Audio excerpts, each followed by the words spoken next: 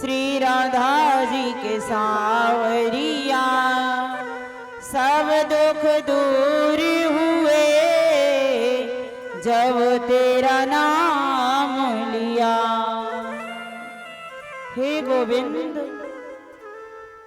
ब्रज में जब जब विपत्ति का समय पड़ा था तब तब आकर के आपने उससे हमारी प्राण रक्षा की थी, हमको बचाया था। और आज दर्शन दुर्लभ हो गया। ब्रज की गोपियां भगवान को देख करके बड़ी प्रसन्न हुई, बड़ी आनंद मगन हुई।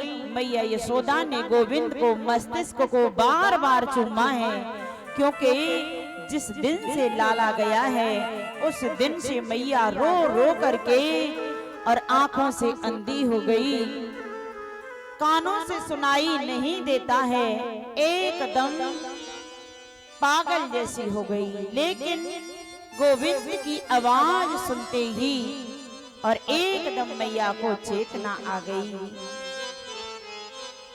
एक दूसरे से बहुत प्रेम किया है। जो ब्रज की गोपियां थी उन्होंने भी जाकर के कहा, बोले गोविंद अब हमारा जीवन धन्य हो गया, आपके दर्शन पाकर के कृतार्थ हो गई। श्री सुखदेव जी ने आकर के वर्णन किया, राजा परीक्षित से कहा, बोले परीक्षित, भगवान श्री कृष्ण का बहुत बड़ा वंश था, बहुत बड़ा वंश था।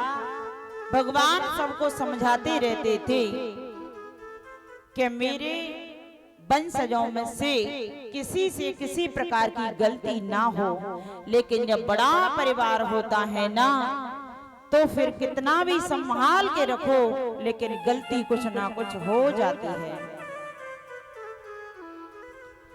भैयाओ, सुंदर स्वरूप का होना, युवा अवस्था का होना, ज्यादा संपत्ति का होना और किसी पद का अपने पास में होना, यदि ये चार चीज हैं और विवेक नहीं है तो व्यक्ति अनर्थ किए बगैर रह नहीं सकता। कुछ ना कुछ क्या जल गया,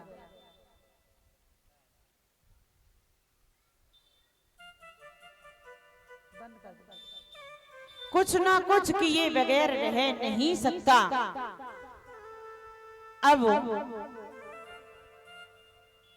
भगवान तो अपने पुत्रों को समझाते हैं, बोले बेटा कभी भी संतों के साथ जाकर के उद्दंडता मत करना, संतों के सामने जाकर के दुष्व्यवहार मत करना, नहीं तो ये भारी पड़ जाएगा। क्योंकि चार चीज ऐसी होती हैं, इनकी कभी भी परीक्षा नहीं लेनी चाहिए। चार कौन कौन सी? संत, मंत्र, भगवंत और ग्रंथ, ये चार चीज हैं। संत, मंत्र, भगवंत और ग्रंथ, ये चार चीजें कभी इनकी परीक्षा नहीं लेनी चाहिए। लेकिन भगवान श्री कृष्ण का पुत्र था, जामवती का पुत्र जिसका नाम था सांब, उसने क्या काम किया कि नहीं माना। समझाए थे लेकिन फिर भी नहीं माने, तो उनको शाप लग गया। क्योंकि भैयाओ, ये अवस्था ऐसी होती है, अगर युवा अवस्था संभल गई, विचार है, विवेक है, तो वो जीवन को सरलता पूर्वक सफल कर लेगा, नहीं तो कुछ न कुछ अनर्थ जरूर करेगा। कहते हैं health is wealth, health is wealth, wealth is loss, nothing is loss. Health is loss, everything is loss. But character is loss, everything is loss. Something is loss. कहा health is wealth, wealth is loss, nothing is loss. यानी तंदुरुस्ती ही धन है। Health is wealth, तंदुरुस्ती ही क्या है? धन है। और अगर हमारा कुछ धन गया, किसी प्रकार से कुछ धन गया, तो कुछ नहीं गया, कुछ नहीं गया। धन गया तो क्या गया, कुछ नहीं गया। लेकिन कुछ शरीर में परेशानी हुई तो कुछ गया, कुछ गया। But character is loss, everything is loss. But character गया, जिसका चरित्र गया, जिसका आचरण गया, उसके पास फिर कुछ नहीं बचा। सबसे बड़ा धन हमारा कैरेक्टर है, हमारा चरित्र है, हमारा आचरण है, सबसे बड़ा धन। और वही नहीं है तो फिर व्यक्ति के पास में कुछ भी नहीं है। तो हमेशा अपने कैरेक्टर को, अपने चरित्र को, अपने आचरण को सुरक्षित रखें, बचाकर रखें। यही हमारा सबसे बड़ा धन है। श्री सुखदेव जी ने वर्णन किया है। उसके पश्चात में जो यदुवंशी थे वो गए संतों के पास, बोले हमारी ये नई नई बधूटी आई है, कमर पे कपड़ा, पेट पे कपड़ा बांध लिया और कहा बताओ प्रभु इसके बेटा होगा कि बेटी? बोले ना इसके बेटा होगा ना बेटी, इसके गर्भ से तो एक लोहे का मूसल पैदा होगा जो तुम्हारे वंश को निर्वंश कर देगा। फिर आ गया, निर्वंश कर देगा। अब कहा, बोले अब क्या होगा? तो जब खोल करके देखा तो एक लोहे की कील निकली और उसको घिस करके समुद्र में फेंक दिया। उसी से एराक नाम की घास निकली जो तलवार की तरह पैनी थी, एकदम तलवार से भी पैनी थी। और जो थोड़ी सी बची थी उसको एक मछली निकल गई, समुद्र में फेंक दिया। एक मछुआरे ने उस मछली को पकड़ लिया और जैसे उसकी अमनिया की तो उस लोहे की कील को निकाल करके अपने बाण की नोक पे लगा लिया। अब कहा प्रभु जल्दी चलो, अब तो तुम्हें यहाँ से जाना है। बोले जरूर जाएंगे।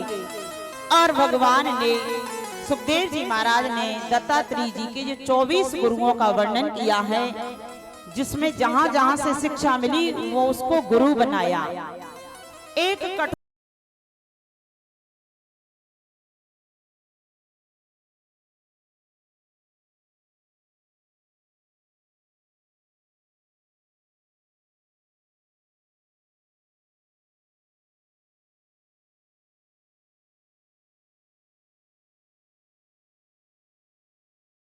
और उसके पश्चात में 24 गुरुओं का वर्णन करने के पश्चात में बोले अब प्रभु आपको जाना है। आपस में ही जो यदुवंशी थे एक दूसरे पर प्रहार करने लगे। और क्या था, कुछ नहीं मिला तो समुद्र के किनारे से एराक नाम की जो घास थी उसी को निकाल करके उखाड़ करके एक दूसरे पर प्रहार करने लगे और आपस में मरकट के संहार होने लगा। भगवान श्री कृष्ण ने कहा मैं अपने धाम के लिए तो चला जाता, लेकिन मेरे वंश का ही सबसे बड़ा भार बढ़ा था, तो इसको भी तो मुझे कम करना है। भगवान ने यदुवंशियों को छोड़ करके और कहा मुझे अब इनके बीच में नहीं रहना। सबकी बुद्धि खराब हो गई, मदरा का पान कर लिया।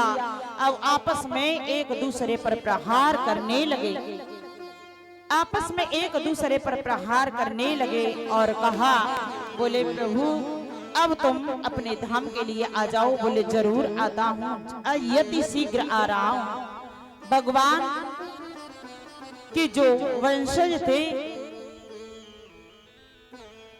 उनसे कहा, बोले अब तुम 7वां दिन है, 7वें दिन से 8वां दिन कोई होता नहीं। हम और आप सभी के तक्षक सर्प के डसने से ही मृत्यु होती है। तक्षक का मतलब है काल रूपी तक्षक, काल ब्याल मुखग्रास त्रास नणास हेतवे। हम सब कौन हैं? महा अजगर सर्प के ग्रास बने बैठे हैं। क्या पता वो कब अजगर अपने मुख को बंद कर ले और हमारी मृत्यु हो जाए, कोई भरोसा नहीं है।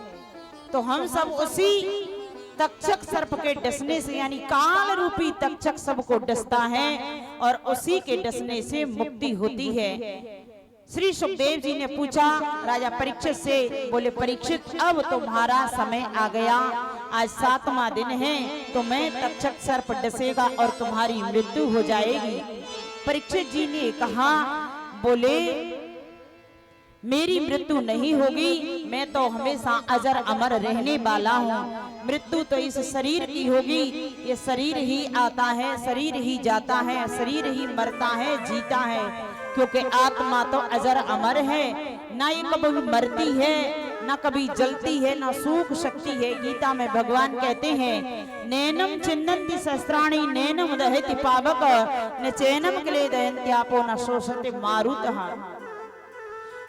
और कहा कि जो आत्मा है ना, वो तो हमेशा एक रस रहने वाली है, अजर अमर है, न कभी मरती है, न जीती है, न जलती है, न सूखती है, न किसी अस्त्र शस्त्र से इसको काटा जा सकता है, ऐसी है ये आत्मा।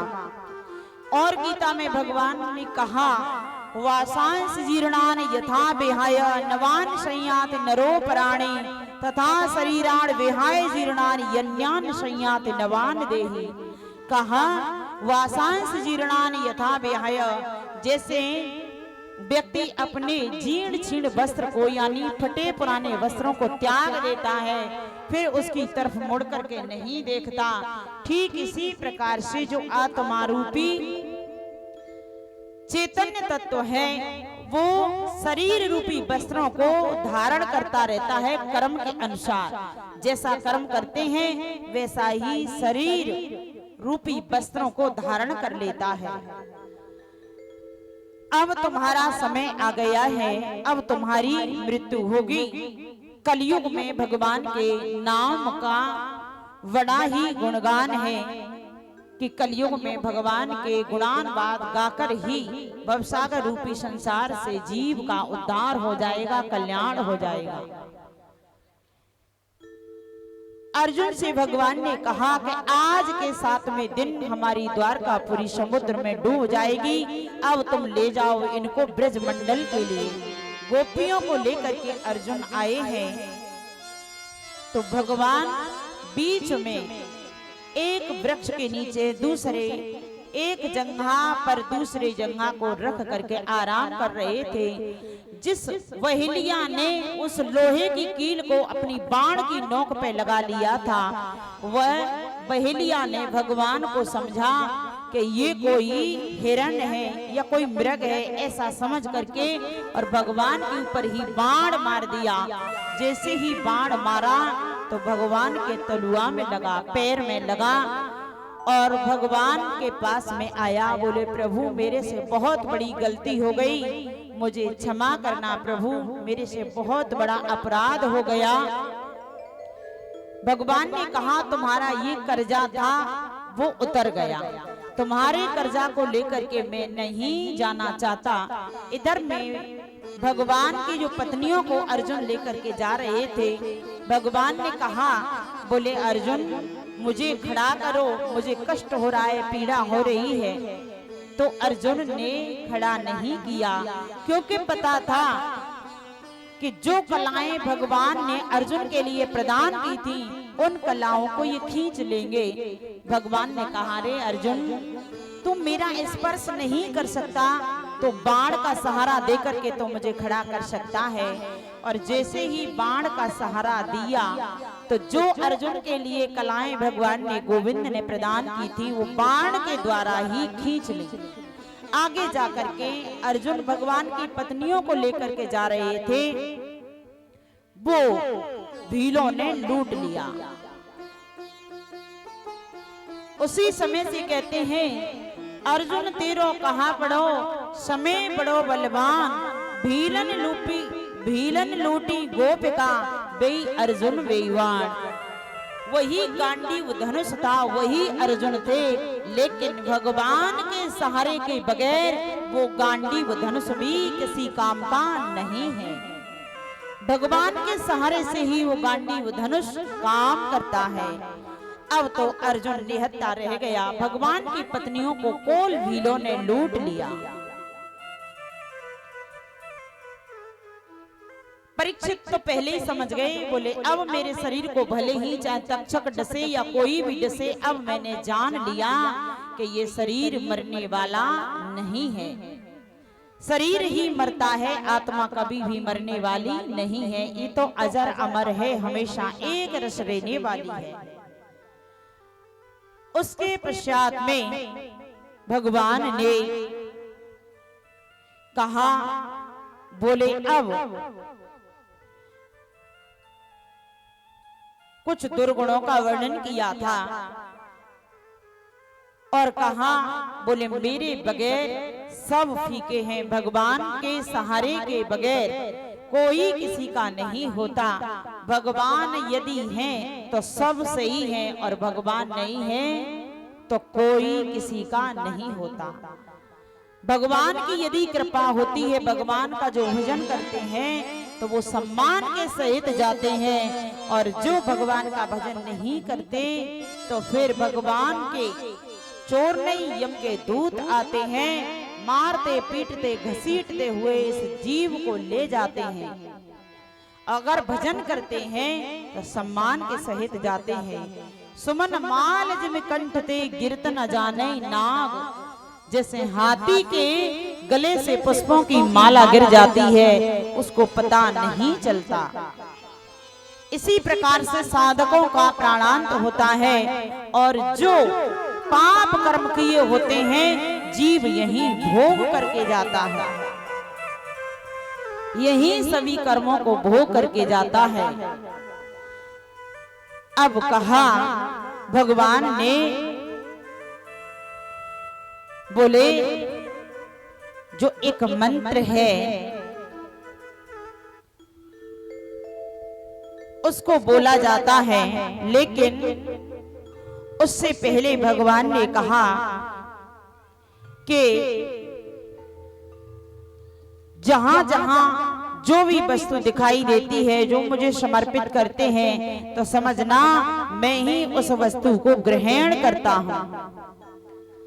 सुखदेव जी ने वर्णन किया कि पहला है सर्ग, दूसरा विसर्ग, तीसरा स्थान, चौथा पोषण और पांचवा ऊती, और छठवीं मनवंतर कथा, ईशान कथा, आठवीं निरोध कथा और नौवां मुक्ति और 10वां आश्रय, इसका वर्णन किया। अब जो भागवत महापुराण का सार है उसको आपको श्रवण करा देते हैं थोड़ी देर में। इसके श्रवण से जिन्होंने 7 दिन तक भागवत नहीं भी सुनी हो, अगर गलती से रह भी गए हों तो उनको संपूर्ण भागवत का फल प्राप्त होता है। तो ध्यान से सुनेंगे। प्रथम स्कंद में श्री सुखदेव जी परीक्षित जी के जन्म का प्रसंग श्रवण कराया। कुंती स्तुति, भीष्म स्तुति, राजा परीक्षित जी के सभा में श्री सुखदेव जी के आगमन आदि का वर्णन किया है। द्वितीय स्कंद में सद्यो मुक्ति क्रम मुक्ति का वर्णन किया, ब्रह्मा जी की उत्पत्ति, चतुर्श्लोकी भागवत जी की व्याख्या की। तृतीय स्कंद में विदुर मैत्री संवाद, कपिल देवहूति संवाद, हरणाक्ष वध आदि का वर्णन किया है। चतुर्थ स्कंद में सती चरित्र, ध्रुव चरित्र, ध्रुव जी के वंश का निरूपण किया गया। पंचम स्कंद में प्रियव्रत चरित्र, अग्निग्र चरित्र, नाभि चरित्र, जड़ भरत की कथा, राजा रघुगण संवाद, खगोल भूगोल का वर्णन किया है और 28 प्रकार के नरकों की कथा का वर्णन किया। छठवें स्कंद में सर्वप्रथम अजामिल उपाख्यान, गुरु हत्या का वर्णन किया, मरुदगणों की उत्पत्ति का वर्णन किया है। 7वें स्कंद में प्रहलाद चरित्र, नरसिंह देव की कथा का वर्णन किया। 8वें स्कंद में गजेंद्र उपाख्यान, समुद्र मंथन, वामन चरित्र और मत्स्य भगवान का वर्णन किया है। 9वें स्कंद में सूर्य वंश की कथाओं को संक्षेप में राम कथा का वर्णन किया और फिर चंद्र वंश का वर्णन किया है। 10वें स्कंद में प्रभु श्री कृष्ण की बाल किशोर लीलाओं का विस्तार से निरूपण किया गया। गोकुल लीला, वृंदावन लीला, मथुरा लीला, द्वारका लीला आदि का वर्णन किया विस्तार से। और 11वें स्कंद में नव योगेश्वर संवाद, कृष्ण उद्धव संवाद, यदुवंशियों को शाप लगने की कथा, यदुवंशियों को आपस में भगवान का स्वधाम गमन और उद्धव का भद्र का आश्रम जाना इत्यादि का वर्णन किया है। 12वें स्कंद में कलियुग के दुर्गुणों का वर्णन किया, भगवान के नाम की महिमा का वर्णन किया है।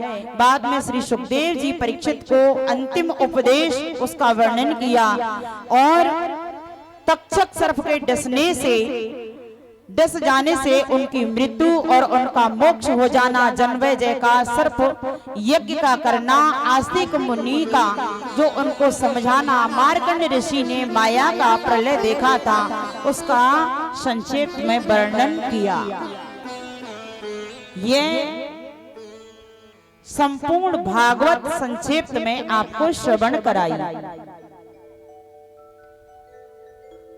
इसमें जिन्होंने नहीं सुन पाई उनको संपूर्ण भागवत का फल प्राप्त होता है।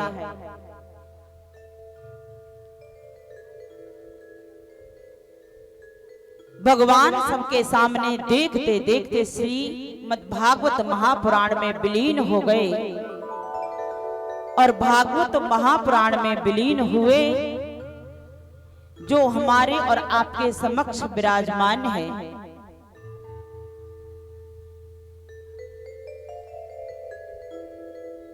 अंतिम श्लोक है, इसको सभी बोलेंगे। अगर आगे हम बोले, पीछे से आपको उच्चारण करना आए तो सभी बोलेंगे।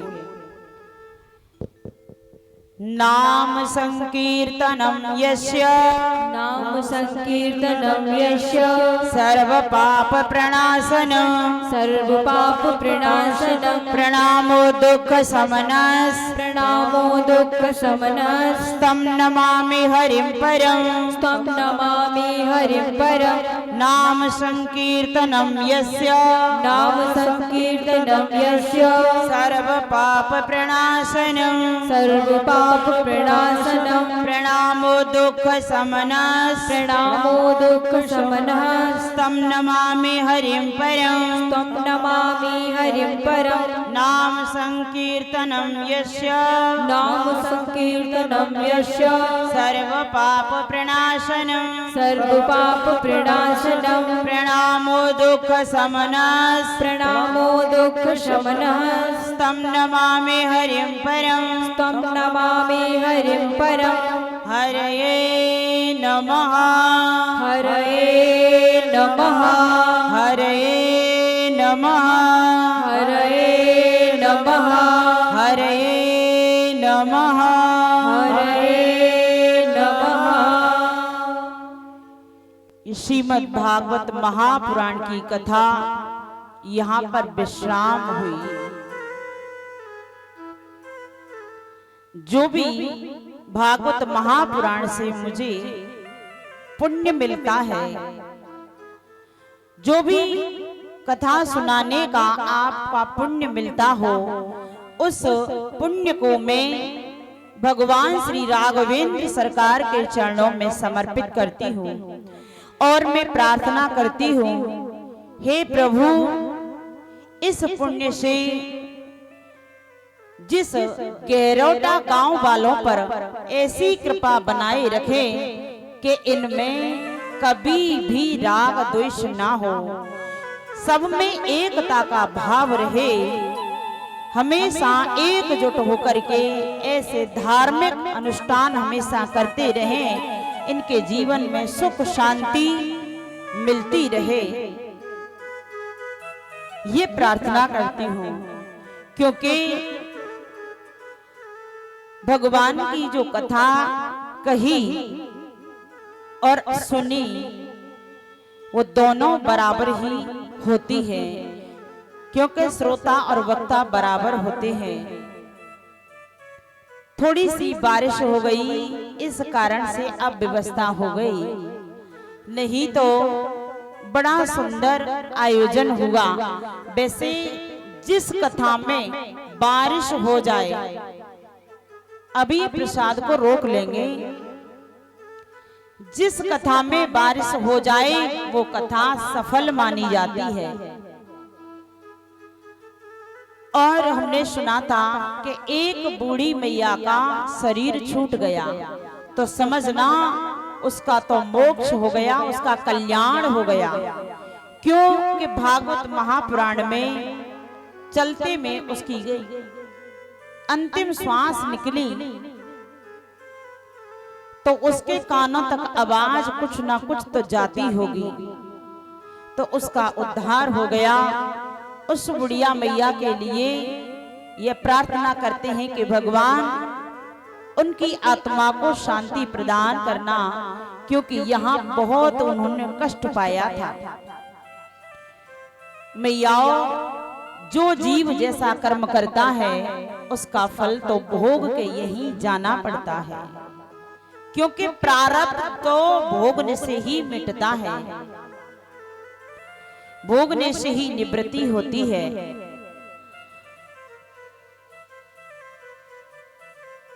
जो भी हमसे गलती हुई हो जाने अनजाने में, क्योंकि डांट दिया जाता है, फटकार देते हैं, तो मुझे अपनी बहन समझ करके, अपनी बेटी समझ करके माफ कर देना, क्योंकि गलतियां तो हो जाती हैं और भगवान की कथा अथाह समुद्र है। इसका 7 दिन में पूरी का करना असंभव है, जिसमें 18,000 श्लोक हैं। बहुत सी कथाओं को कहते हैं, बहुत सी कथाओं को प्रणाम करके निकल जाते हैं, क्योंकि 7 दिन में ये कथाएं संपूर्ण नहीं हो सकती। अगर चाहे ना तो एक दिन में एक ही श्लोक पूरा होगा तो कितना समय लगेगा। लेकिन मैयाओ, जो कथाएं आप सोच रहे हैं कि छूट गई, कि कहीं नहीं, तो उनके लिए हम तो हाथ जोड़ते हैं कि भगवान कभी फिर मौका मिलाए तो फिर जैसा देखा जाएगा। जिस घर में हम रुके हैं बड़े अपने परिवार की तरह से रहे, 7 दिन का पता भी नहीं चला, बड़े प्रेम से एक परिवार की तरह आपस में रहे। और ये हमारे संगीत वाले भैया हैं, ये इतनी दूर से आए और इन्होंने आकर के इस कथा में योगदान दिया। इनके लिए भी इस व्यासपीठ से बहुत बहुत आशीर्वाद, क्योंकि जीवन का कोई भरोसा नहीं है, अब आगे मिले मिले ना मिले कोई पता तो है नहीं है। जो हमारे भाई कैमरा चलाते हैं, ये अपने सगे भाइयों से भी बढ़कर हैं हमारे लिए। तो ये नहीं कि कैमरा का ही काम देखते हो, कोई भी व्यवस्था हो, कोई भी यानी अब व्यवस्था ना होनी चाहिए। कैमरा के साथ साथ में अन्य कामों को भी संभालना, कोई भी काम बिगड़े नहीं, सब अपना काम समझ करके और संभालना। इन दोनों भाइयों के लिए बहुत बहुत आशीर्वाद, क्योंकि हमारे पास और तो कुछ है नहीं है। साउंड वाले भैया हैं, उनके लिए भी बहुत बहुत धन्यवाद। उन्होंने जो कहा उसी तरीका से साउंड चलाया, बहुत अच्छा लगा और बहुत सीधे भी हैं, मुझे बहुत अच्छा लगा, क्योंकि व्यवहार ही तो सब कुछ होता है।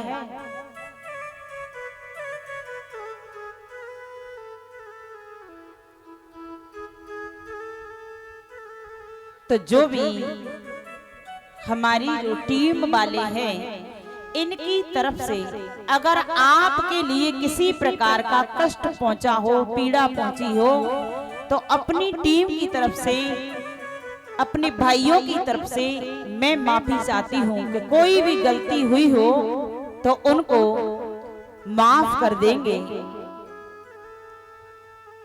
मैयाओं 7 दिन तक आप ऐसी गर्मी में आती, लू चल रही है और जगह भी नहीं होती, फिर भी बैठती। आपने आकर के इस कथा की शोभा बढ़ाई। तो मैयाओं आपके लिए बहुत बहुत धन्यवाद, बहुत बहुत आशीर्वाद। हमारे भाइयों ने भी खूब सेवा की, कभी कूलरों में पानी भरना, कभी प्रसाद बांटना। तो जो गेरोटा गांव के नव युवक बालक हैं, उन सभी के लिए बहुत बहुत आशीर्वाद।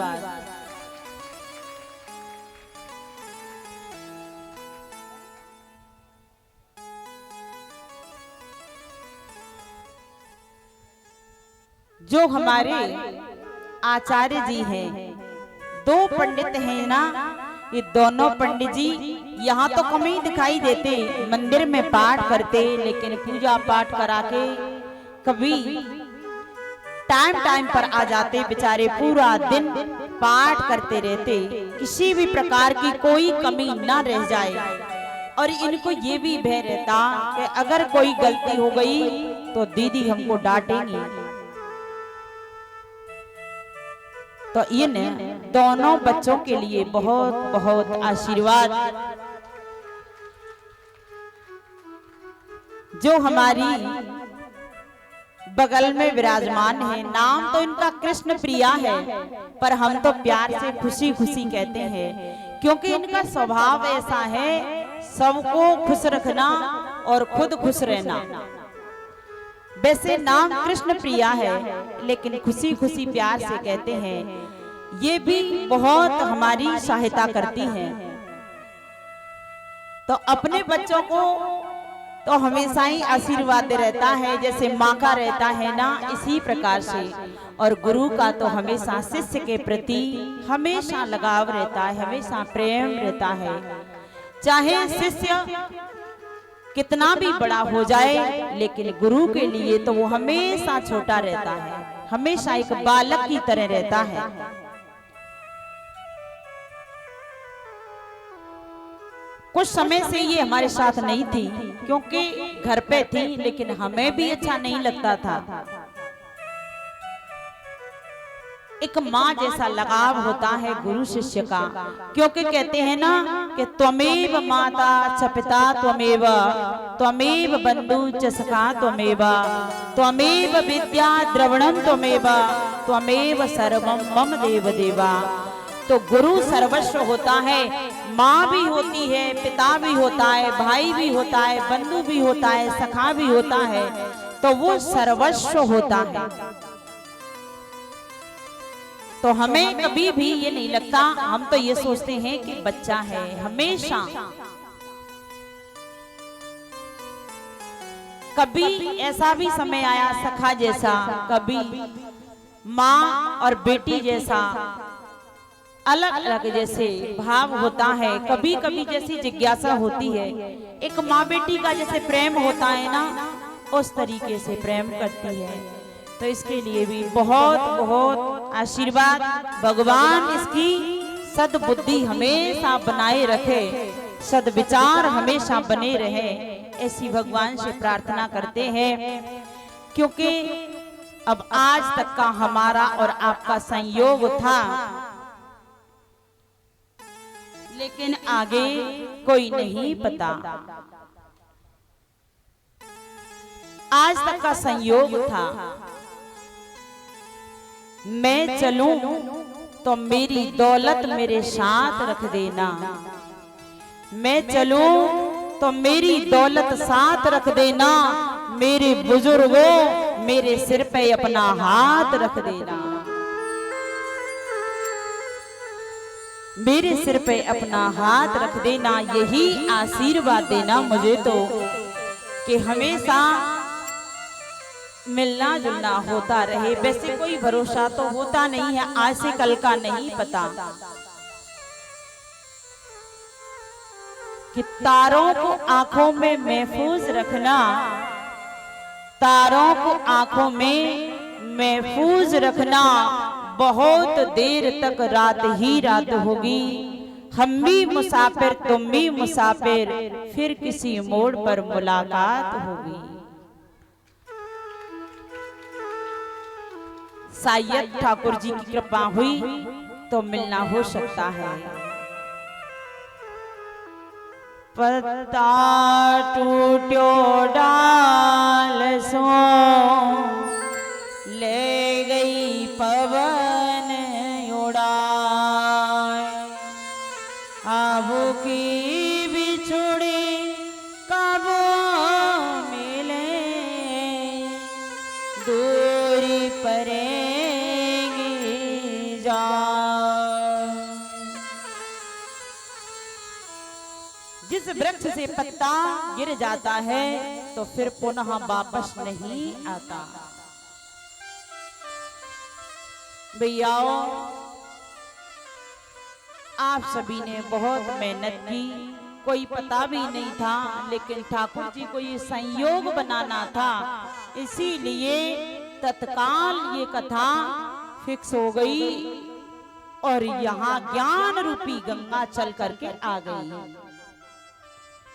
बिना संयोग के कुछ नहीं होता है, कोई संयोग था हमारा और आपका इस समय मिलने के लिए, इसलिए ये मिलना हो गया। अब नियम के अनुसार जो परीक्षित जी हैं वो हमारा तिलक करेंगे, क्योंकि सुखदेव जी का पूजन होगा।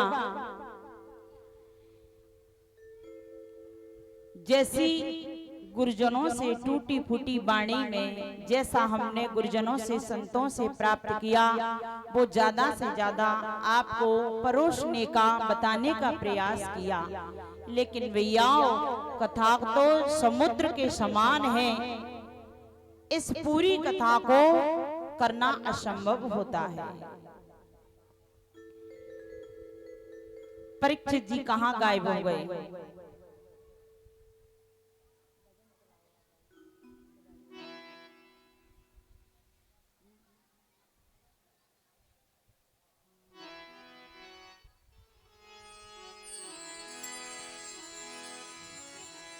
हरि की कथा सुनाने वाले, हरि की कथा सुनाने वाले, तुमको लाखों प्रणाम, तुमको लाखों प्रणाम। हरि की कथा सुनाने वाले, हरि की कथा सुनाने वाले, तुमको लाखों प्रणाम, तुमको लाखों प्रणाम।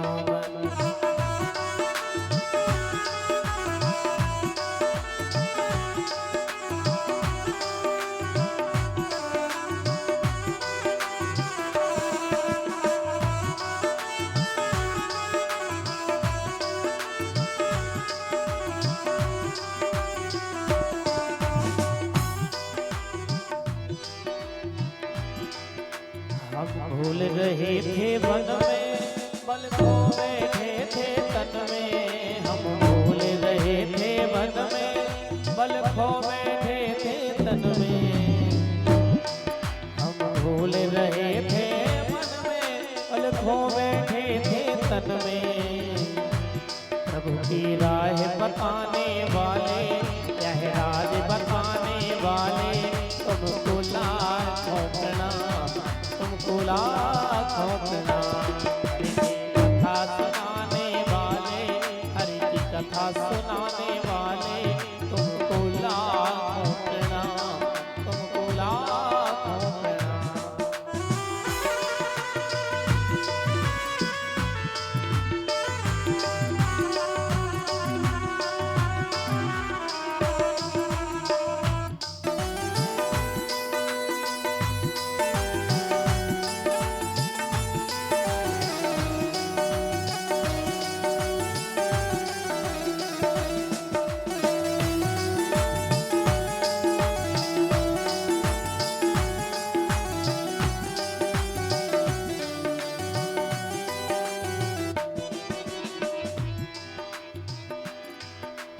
लेकर विष का प्याला जा रहे थे यम के गाला, हम लेकर विष का प्याला। जा रहे थे यम के गाला, हम लेकर विष का प्याला। जा रहे थे यम के गाला। अमृत पान कराने वाले, प्रभु की सुधा पिलाने वाले। अमृत पान कराने वाले, प्रभु की सुधा पिलाने वाले। तुमको लाखों प्रणाम, तुमको लाखों प्रणाम। तेरी कथा सुनाने वाले, हरि की कथा सुनाने वाले। तुमको लाखों प्रणाम, तुमको लाखों प्रणाम।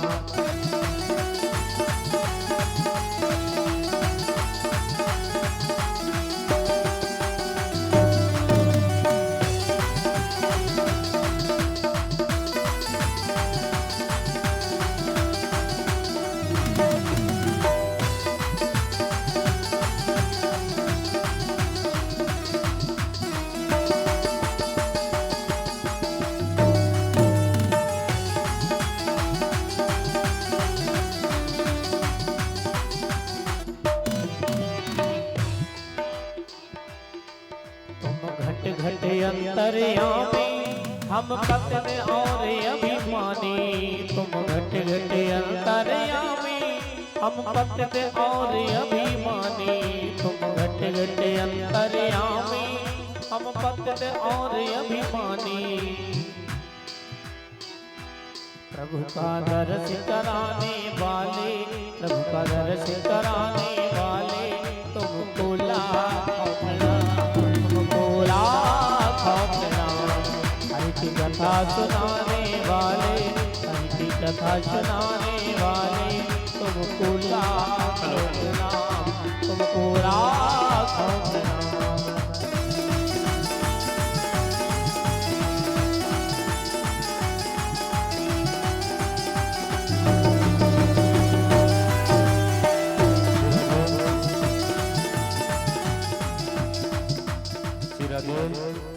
जो भी कमेटी वाले भैया हैं वो सब यहाँ आ जाएंगे, दीदी का सुखदेव पूजन करेंगे। जो कमेटी के सदस्य हैं वो सभी लोग आ जाएंगे।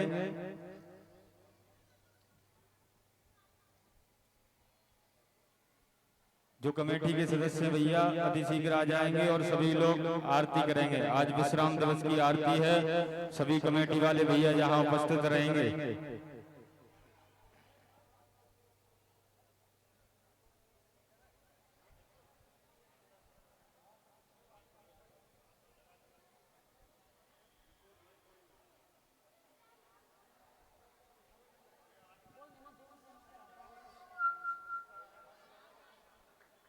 सभी लोग कमेटी वाले भैया आ जाएं अति शीघ्र सभी लोग।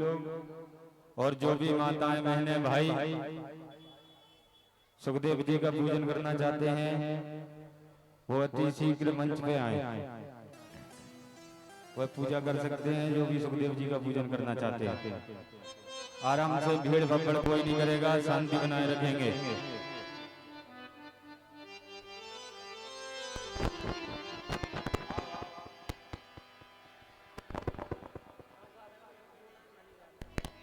हेलो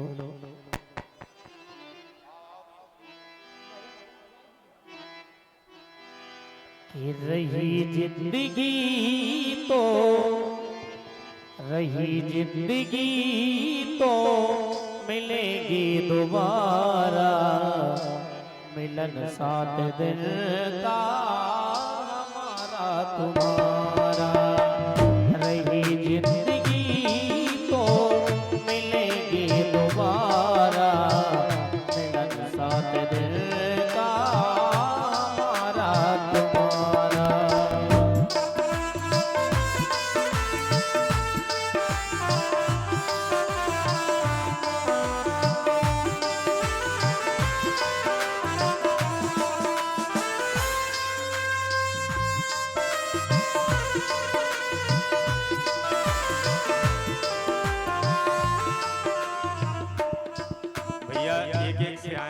एक एक से यहाँ जगह कम है मंच पे, एक एक से आते रहेंगे।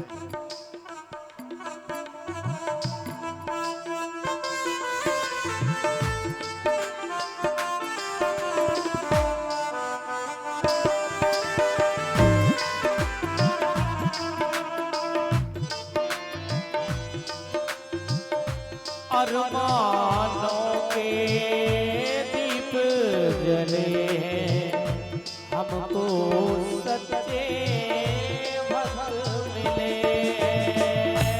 अरमानों के दीप जले हैं, हमको सच्चे भक्त मिले।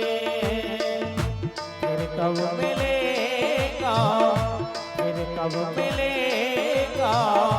ऐसा नजारा, रही जिंदगी तो मिलेगी दोबारा, रही जिंदगी तो मिलेगी दोबारा, मिलन साथ दिन का हमारा तुम्हारा।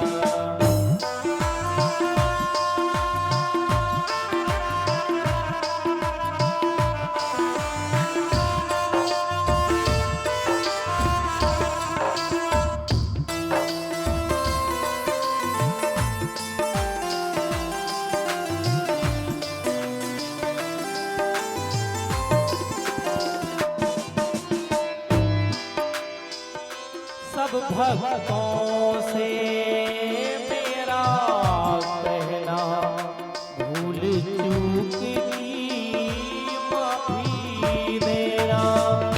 सब भक्तों से मेरा कहना, भूल चूक की माफी देना।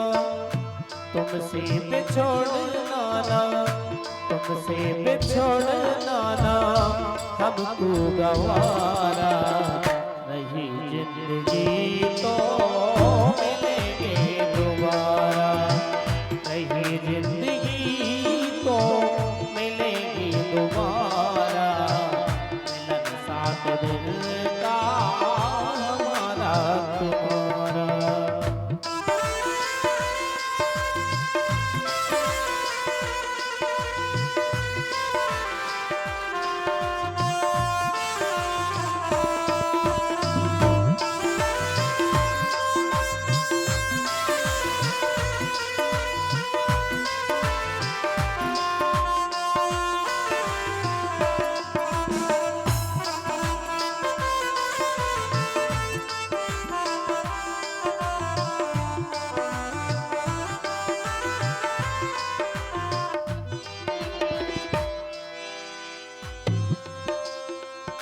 रमता जोगी बहता पानी, इस जीवन की यही है कहानी।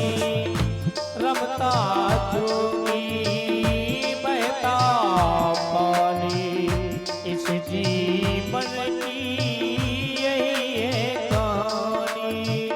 यही देखो दुनिया में, यही देखो दुनिया में जीना हमारा, रही जिंदगी तो मिलेगी दोबारा, रही जिंदगी तो मिलेगी दोबारा, मिलन साथ दिल का हमारा तुम्हारा।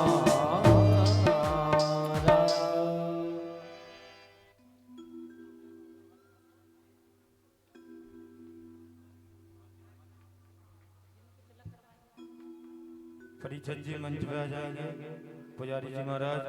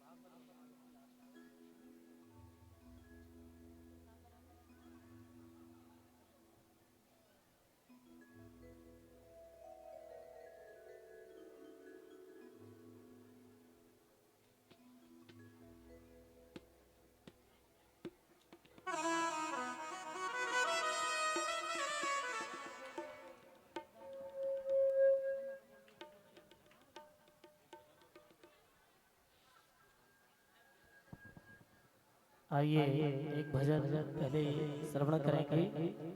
और जो भी दीदी का पूजन करना चाहते हैं वो शीघ्र ही शीघ्र आते जाएं एक भजन के माध्यम से, उसके बाद में आरती।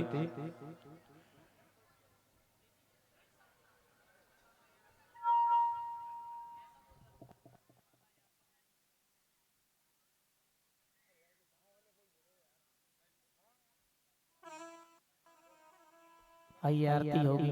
जय जय श्री राधे श्याम।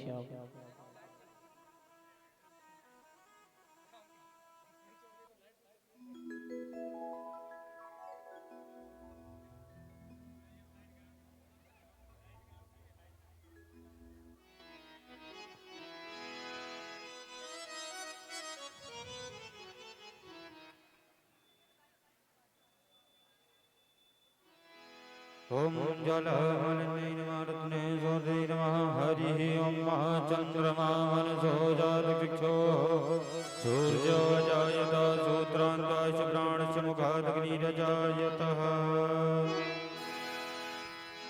श्री भागवत भगवान की है आरती, पापियों को पाप से है आरती। श्री भागवत भगवान की है आरती, पापियों को पाप से है आरती।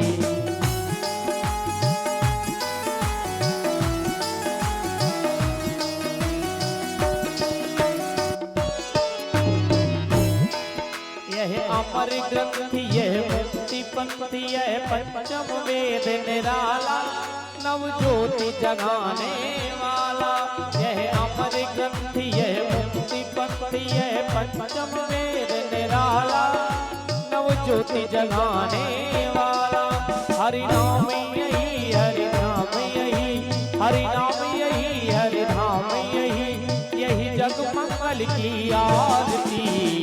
पापियों को पाप से है आरती, श्री भागवत भगवान की है आरती।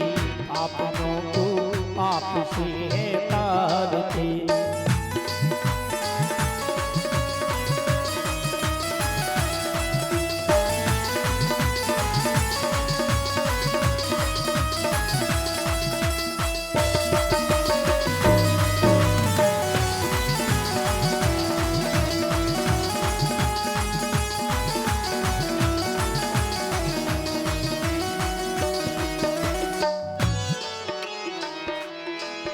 यही शांति गीत पावन पुनीत, पापों को मिटाने वाला, हरि दर्शन कराने वाला।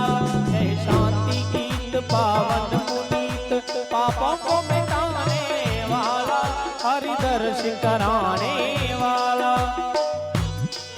यह सुख करनी यह दुख हरनी, यह सुख करनी यह दुख हरनी, श्री मधुसूदन की आरती।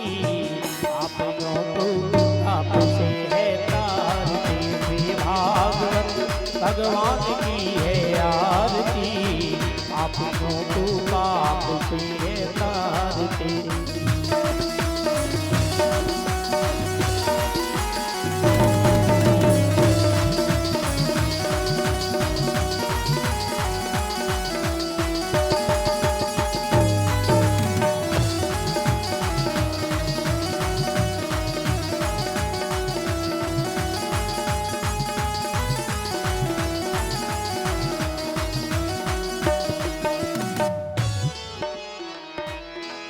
यह मधुर बोल जग भक्त खोल, शन मार्ग दिखाने वाला, बिगड़ी को बनाने वाला। यह मधुर बोल जग भक्त खोल, शन मार्ग दिखाने वाला, बिगड़ी को बनाने वाला। श्री राम यही घनश्याम यही, मेरे राम यही मेरे श्याम यही, मेरे राम यही मेरे श्याम यही, प्रभु की महिमा की आरती। पापियों को पाप से है तारती, श्री भागवत भगवान की है आरती। पापियों को पाप से है तारती।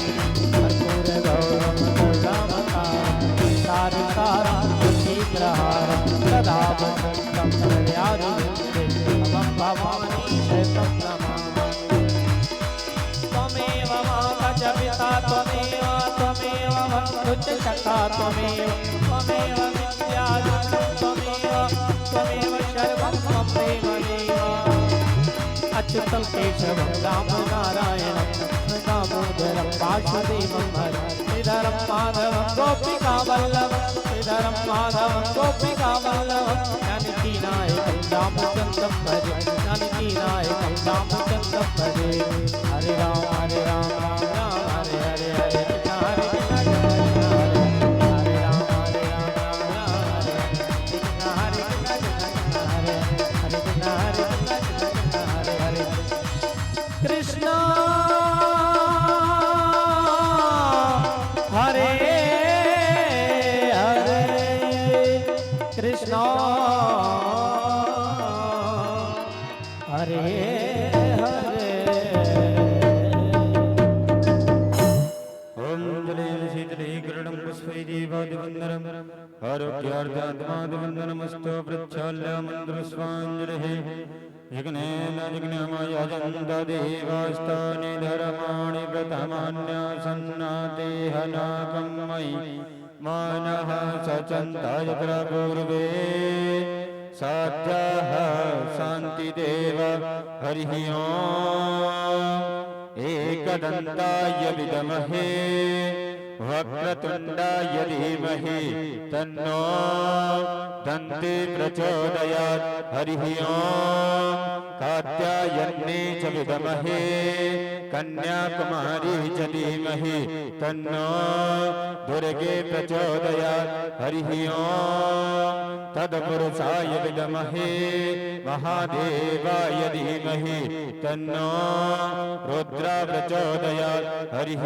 ओम् नन्दनन्दनाय विद्महे यशोदानन्दनाय धीमहि तन्नो श्रीकृष्ण प्रचोदयात् हरिः ओम् दशरथनन्दनाय विद्महे कौसलपुत्राय धीमहि तन्नो श्रीराम प्रचोदयात् हरिः ओम् अंजनीनन्दनाय विद्महे वायुपुत्राय धीमहि तन्नो श्रीहनुमत् प्रचोदयात् सेवन्तगाम गुलचम्पकपाटलज्जै पुण्यगजाति करबीलरसाल पुष्पै बिल्वप्रवाल तुलसी दलमञ्जरेवे तं पूजयामि जगदीश्वर मे प्रसीद नानासुगन्धपुष्पाणि यथा कालोद्भवानि च पुष्पाञ्जलिर्मया दत्ता ग्रहणं परमेश्वर